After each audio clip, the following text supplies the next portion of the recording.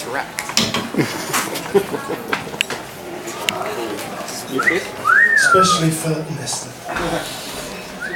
My poem isn't very sporty. This is as sporty as I get, and I've got ME, so if I attempted a star jump, I'd be in hospital for about 14 years. And my piece isn't really sexual, but it is about a really intimate moment between two people. And this is for an online friend in the US whose son needs to hear some special words. This is called Revelations. Another night with me on heavy knees, with fingertips pointing up to the ceiling, with palms pressed hard flat together. You are my only hope, yet my last breath is scared to ask for your help. I've heard what you think of me, but I don't know where else to go, except for maybe an abrupt end. Lord, can you hear me? I've eaten too much earth and it hurts. I'm an unwanted, kicked-up dust expert. I'm a connoisseur of roads. I've been tasting pavements my whole youth. I felt the angry fists of those confused by my existence. Even experienced the daily spray of phlegm as it slaps me against the face. The foul breath of every bigot in a hurry to spit out their ungodly words. And I'm not sure how much more I can take. So will you please help me?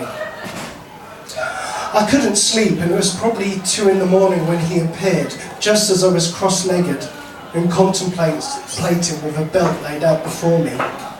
The hand on my shoulder was a new warmth to discover, and it was instantly comforting, not surprising or sudden. Slowly raising my head to gaze into his vision, he knew exactly how to observe me in return. I wasn't scared anymore.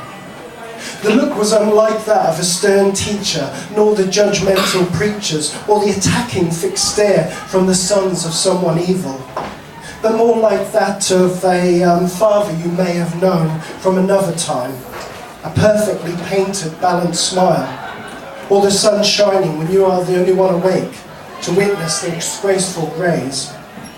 With my eyes red, wet and sore, I say to him, why am I hated so much? For simply being in love.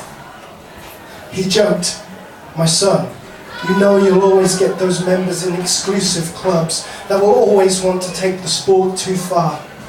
The chuckle was pure empathy and instantly calmed me. Extreme sports fan, I smirked in reply. Yes, something like that. His soft, joyful voice unraveled my tangled nerves. We sat on the edge of the bed and he beamed, holding my hand. These words soothed me. First, we are sorry that you've been told to think that you had a choice to be like this. It's not your fault. You're not to blame here. What they don't realise is just how strong you have been, that you are more than just brave, and I'd die all over again for the way that our Father has made you. It's got nothing to do with sin, and everything to do with Him. Daddy wanted a difference in each and every human, and for their challenges to express the meaning in His light, and that people would be pushed to realise their own inner strength, discover their own paths in life, to discover their own self-worth with pride, to locate their own God inside. But he never imagined that so many of his children would be forced to die. My heart was racing with first-time acceptance as he continued with his revelations. Sorry that those that couldn't see past their own deep, dark secrets and covered over lies were the loudest to scream and yell, made you believe that you were going to hell. We are more concerned that wars and abuse are unleashed upon the world in the name of our sakes. My God doesn't hate fags, He hates hate. The quiver in my voice quizzed, what about those chapters in certain sections of the Bible, those harsh passages that are always quoted on their badly painted banners? Each sentence delivered to sentence me. He sat in silence for at least 3 minutes. The pregnant pause had my faith unnerved. He began to scan my bedroom. His face lit up, and he raised and made his wave towards the bookcase. His head tilted to the right and tapping his fingers along the spines of the book, he stopped, smiled, and slid out my old diary from 2008. Returning, he placed his hand gently on the cover and finally answered, "You know, when you first wrote these words, you believed and lived by these ideals and dreams. All that surrounded you at this time was reflected in each entry." I nodded, but a tiny bit confused. Well, with each year that passes on this planet, the people, their experiences and ideas altered. You evolved with these changes, yet still maintained those good as gold 2,000 traits of yourself. Your ambitions may now differ, your goals widened, yet you still live with our values, but with acceptance and tolerance. You are a good example of still believing that someone still cares despite the evils in this world.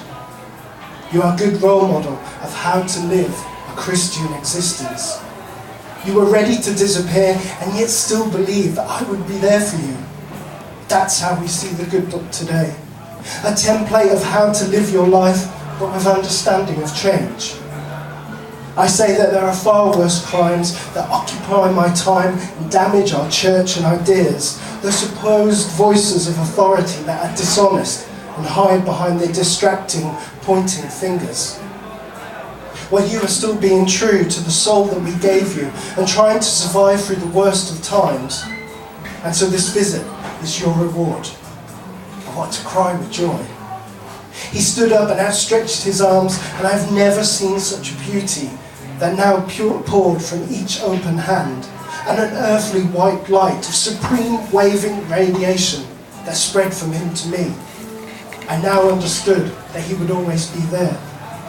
Not always supportive in a physical sense, but now deep down inside my very being, and knowing full well that he does want me for a sunbeam. I was honoured that he had chosen to show himself to me this night, that I'm understood and loved as any of them, that he is my Jesus also. Kissing my forehead and he cradles my temples. I must go, my son. I must be somewhere else. But now know that you can survive and move on with your life. You can compete in the sport and sometimes even win.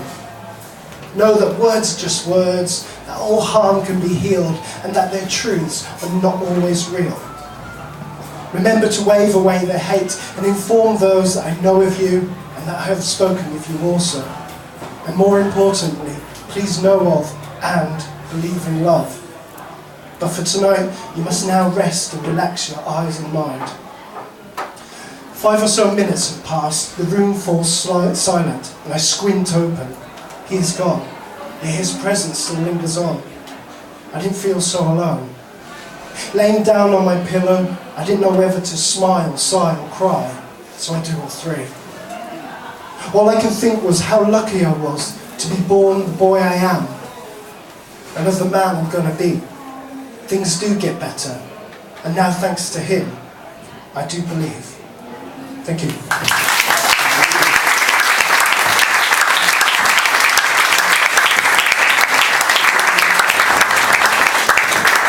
Thank you. That was Stephen Pottle. Let's hear it again for Stephen. I promised you earlier a brief goddess.